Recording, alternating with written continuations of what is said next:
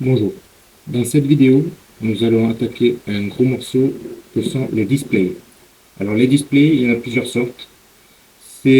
Alors dans un premier temps, nous allons voir le fait de pouvoir changer le type d'une balise, à savoir quand je dis type, je veux dire que ce soit une balise bloc ou une balise inline. C'est ce que nous allons faire tout de suite. Nous avons ici notre liste, si jamais vous avez regardé les mêmes exemples que les précédentes vidéos.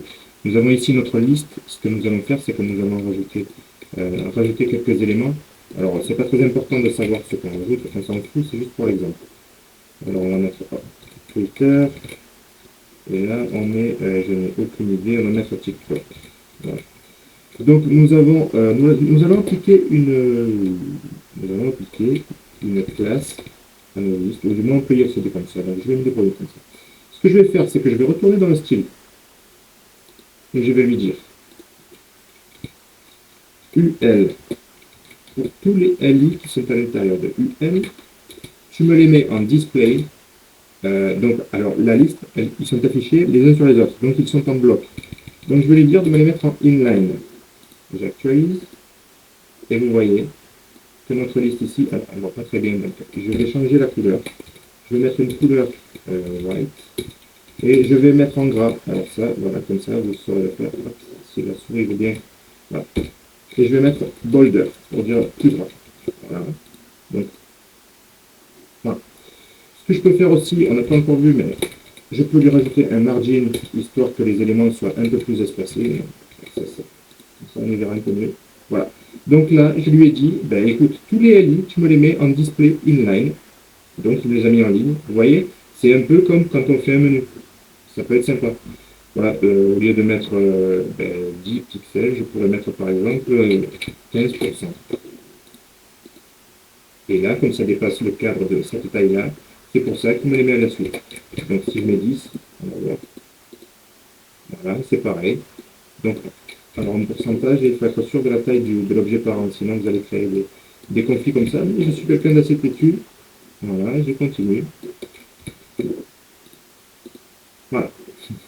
Donc vous voyez, c'est un peu comme si on voulait faire un menu. Donc par exemple, j'aurais pu tout à fait faire quelque chose comme ça. Pas comme ça. Comme ceci, avec background color. Et là, lui dire dark blue. Voilà. Là, je continue en lui disant background color. Cette fois-ci, c'est un peu plus light. Voilà, donc c'est horrible. Donc on va l'enlever. Voilà, mais quoi qu'il en soit, c'est pas le but de cette vidéo. Donc vous voyez, voilà, je peux changer de display de inline à bloc, de bloc à inline. Donc pour nos éléments inline, par exemple le span, les portions, les spans ce sont des inline. Alors imaginez que je lui dise, ben maintenant, ton display c'est bloc. Et toi aussi d'ailleurs, puisque tu as un span, ton display c'est bloc. C'était, pour ceux qui ne s'en rappellent pas, c'était ici, pour le premier, le portion, et ici pour le portion 2. Je sauvegarde. Bon, alors là, on ne voit pas trop la différence, sauf pour celui-là. Il me l'a mis à la ligne. Parce que c'est vrai que je m'étais appliqué à le mettre pile poil sur un truc défini. Donc, ce qu'on peut faire, je vais provoquer un petit peu, on peut lui dire, ça ne se finit pas ici, ça se finit ici.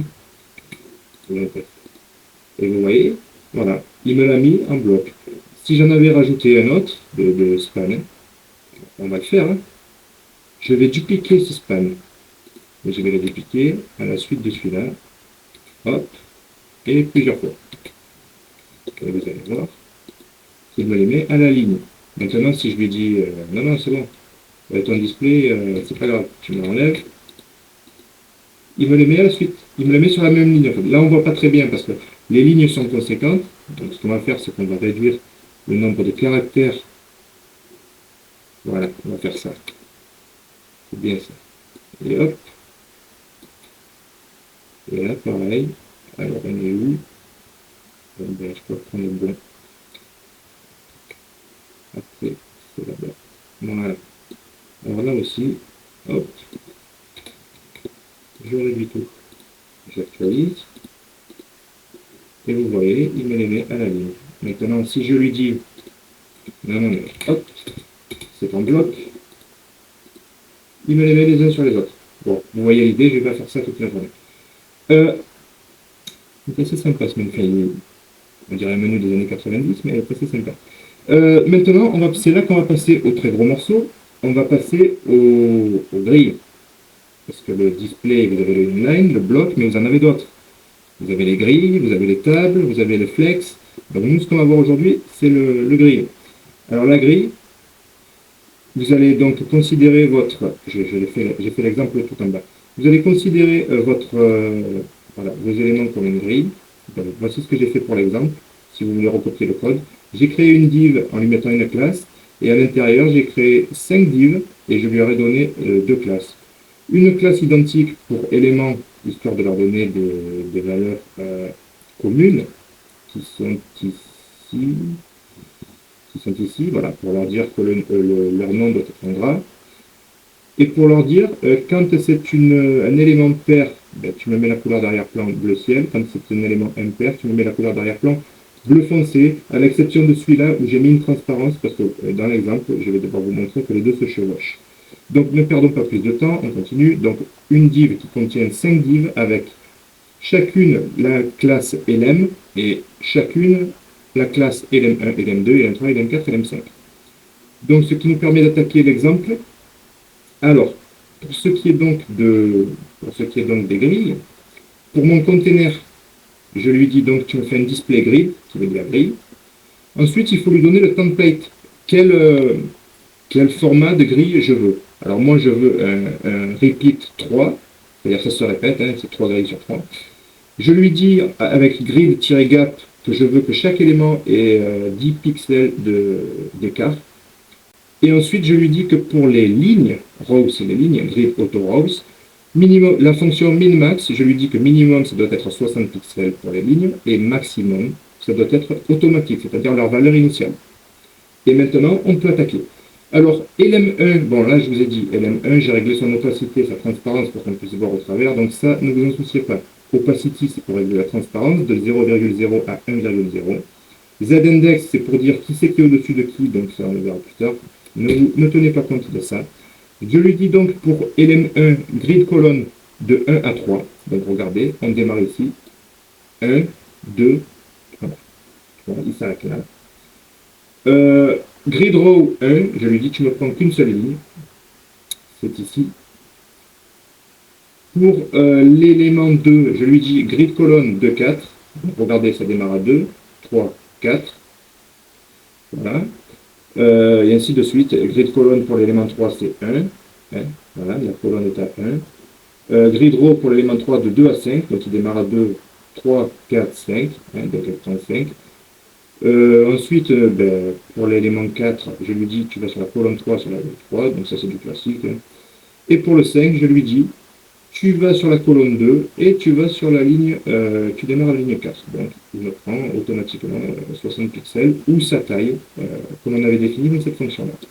Donc c'est le plus compliqué de ce que je vais vous montrer, mais c'est aussi le plus intéressant, puisqu'il vous permet de parfaitement paramétrer vos éléments. Imaginez que je lui ai dit que l'élément 4, alors, on va plutôt lui dire 1, 2, donc c'est pareil que le 2, on va lui dire l'élément 4, je vais le faire en même temps que vous, 2, 4, hop,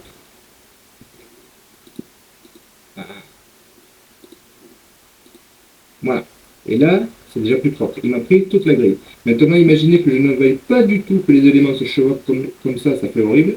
Je dis pour la colonne 1, je lui dis non, tu fais juste ça.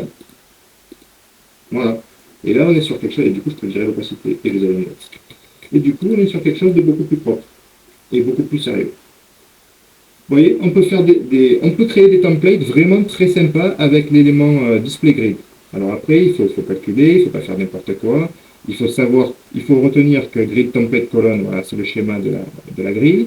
L'écart entre les éléments, donc moi je vais mettre 30 pixels pour vous montrer, et vous voyez que les éléments sont écartés. Bon, ça ne me plaît pas. Je reviens sur, je vais mettre 5. Voilà.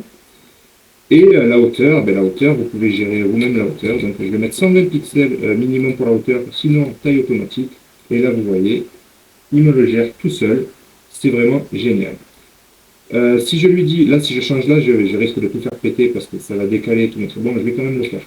Je vais lui dire que je vais une grille 4 sur 4. Voilà, ça m'a fait quelque chose d'un peu plus bizarre. Forcément, il ne va pas au bout parce qu'il n'y en a aucun à qui j'avais dit tu vas jusqu'à 4. Donc on peut le dire sur le 2, hein, on peut dire hop, tu vas au bout. Voilà, et c'était le 4 aussi, on va lui dire hop, tu vas au bout toi aussi. Par contre, on peut dire au 5, non, toi tu vas pas au bout, tu fais par exemple 3, 5. Voilà. Et vous voyez, j'aurais pu rajouter un élément 6, ce que je vais faire tout de suite.